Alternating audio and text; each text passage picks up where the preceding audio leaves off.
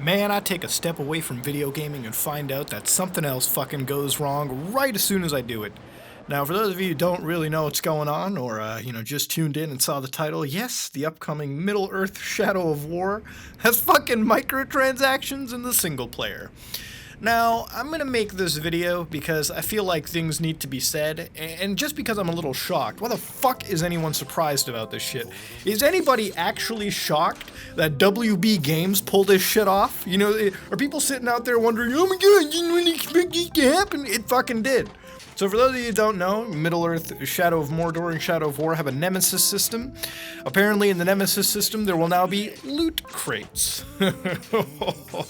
You know those things that a lot of games are putting up now? Games like Call of Duty, Black Ops, and all that bullshit with their loot chests. Every game has a fucking loot chest system at this point, alright? That's something that we have to expect, alright? Sooner or later, Care Bears will come out with a third-person shooter and it's gonna have a loot system to see just how much love you can offer it in the form of cold hard cash and get some whatever attachments you have for your love assault rifle. I don't fucking get it, okay? One day that will be a thing. God, I hope to see the sweet release of death if that ever happens. Jesus Christ, that'll be the worst fucking thing I'll ever see. God damn. But here in the Nemesis system, they've got some form of loot drops that can be paid with actual money, you know, things like that, loot chest, war chest, XP boosts, all that kind of stuff. You know, all the stuff you see in a good free-to-play game are going to be in this title. And you can pay with them with real hard cash, but you can also choose to get a lot of these items, or the most important ones rather, with just actual money. Now, at first, I looked at this and I was wondering, oh my god, this game is going to be online only, because that's how most of these games go. Now, as far as I can tell, a lot of people are saying that it is going to be online only, but I've actually, I think I'm going to go with more with what the original dev team, I think, said. They said something along the lines that it is not going to be an online only game, it's going to be offline as well. So as far as microtransactions are considered, it's kind of like the FOB system in Metal Gear Solid 5, I would say, maybe, because MGS5 also has microtransactions in its single player, although I have to say that's not terribly invasive to the point where I would argue that it destroys the game entirely. I can actually tolerate that kind of microtransaction as well. But this is actually the case of a developer who's so out of touch with fucking video games that it actually shows very well. Microtransactions are not new to AAA games or games on consoles, alright, nowadays. Microtransactions were a thing that started off with free-to-play games, alright? I play a couple free-to-play games right now, some really quality ones, and because they're free-to-play, we let them use microtransactions or advertisements because that's the form of revenue that it takes. You're free to play a free-to-play game, even all the way to completion. You just have to invest a lot of your time. It's actually the similar concept brought to us over here on consoles, except we choose to go against it because we've already paid for the fucking game.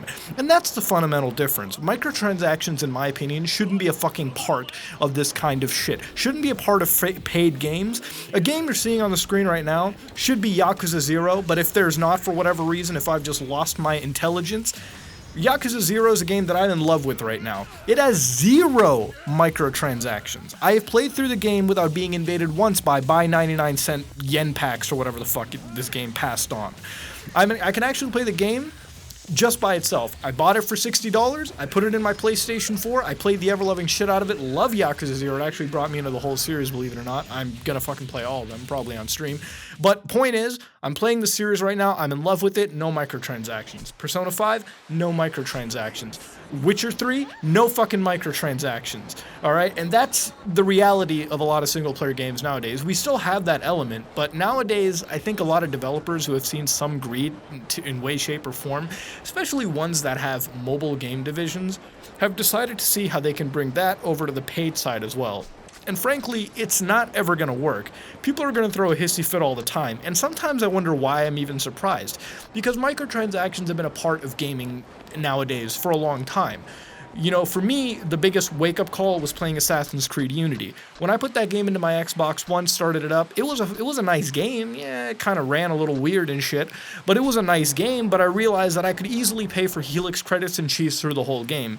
And there was a point where it felt like the game artificially forced me to somewhat grind so that I could tackle on the harder missions with a little more ease, because there was a point in that game where I felt this microtransaction free-to-play grind where you reach a point where it's not that your skills suck, it's not that you're a shitty gamer, you know, it's not that you're channeling the dark side, it's more so the fact that you're being artificially pinned to a paywall you need to either pass with your credit card or with just grinding some of the lower level missions so that you can get the abilities, the in-game cash to surpass it.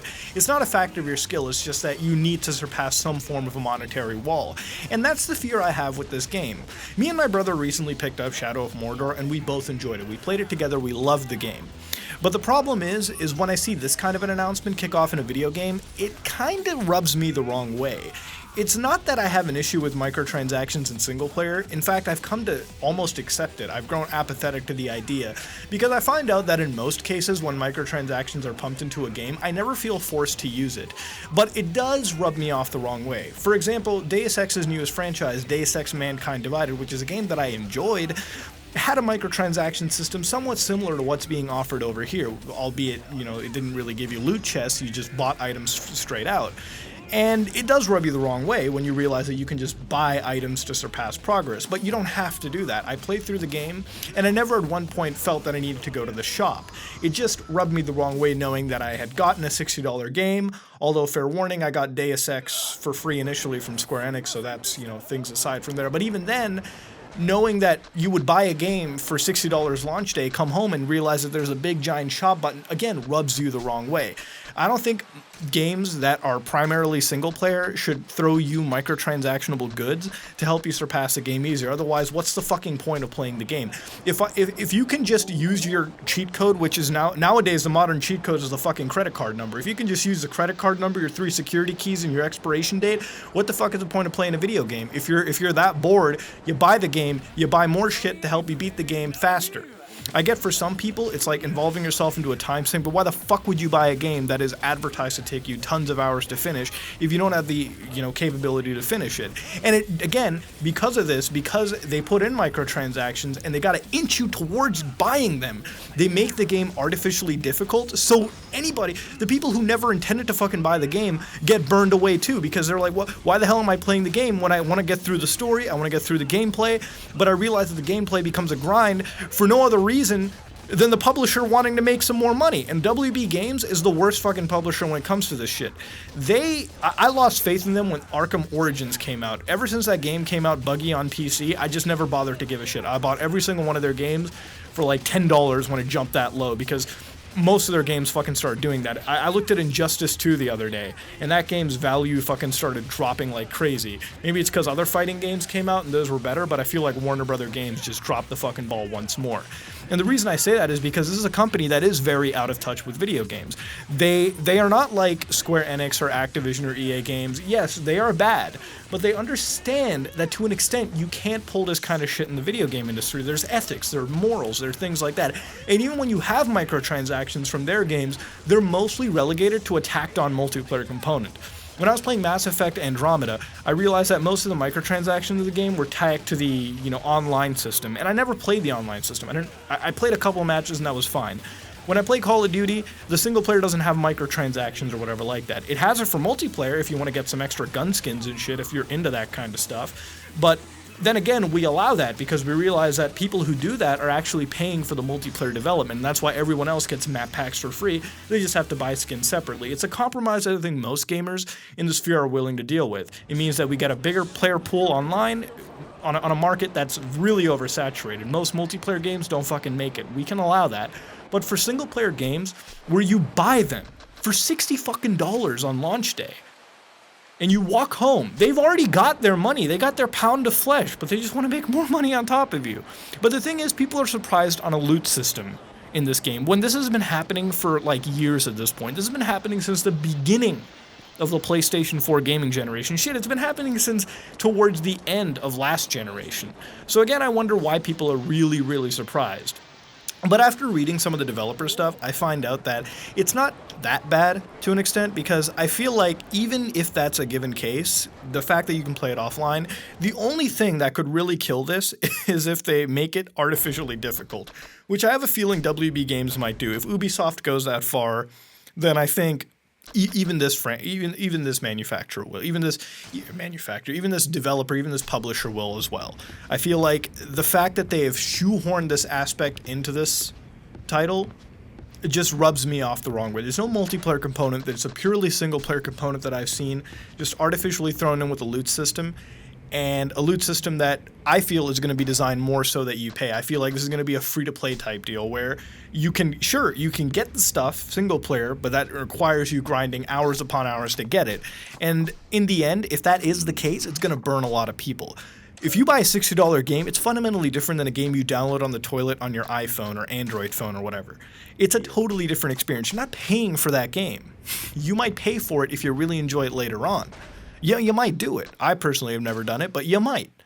But in this fact, you've bought a game, pre-ordered the game, walked home, installed it onto your system of choice, and then you come across the fact that they have a really shady microtransaction system that is tied into a deep ingrained system that has made the exact franchise that they're peddling out really popular.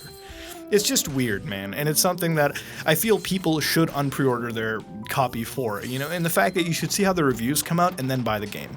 Because there's a ton of games coming out around that time. Spend your money wisely. Just don't throw it away. You work hard for your money, spend it right, and don't let WB Games get away with this kind of shit. In the end, for them to pull it off, if they pull it off the way that I'm thinking really nihilistically, then it's a game that I don't think is ever going to work. And it's a damn shame, because I really like the Shadow of Mordor games. If they fuck up the sequel to the already good first game, the sleeper hit, it's going to be kind of depressing. But I'm going to see how this plays out. I'm gonna cross my fingers, hope that whatever I say is wrong, and hopefully it's just like your standard microtransaction system. But for a lot of people who are throwing a bitch fit about this, just wonder. This shit's been going on with every AAA game. Don't be super surprised. But I'm glad to see people still throwing a shit fit, because people still understand that this kind of stuff still should rub you the wrong way. If you like what you saw, please like, comment, and subscribe. Just like if you dislike it. This is me, Moodhar, and I am